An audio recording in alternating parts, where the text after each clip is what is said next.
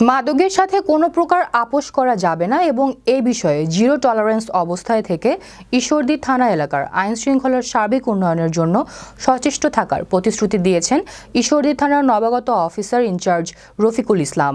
ঈশ্বরদী থানার সম্মেলন কক্ষে বিভিন্ন প্রিন্ট ও ইলেকট্রনিক্স মিডিয়ায় কর্মরত ঈশ্বরদী উপজেলা প্রেস ক্লাবের সাংবাদিকদের সাথে অনুষ্ঠিত মতবিনিময় সভায় সভাপতির বক্তব্যে তিনি এই প্রতিশ্রুতি দেন।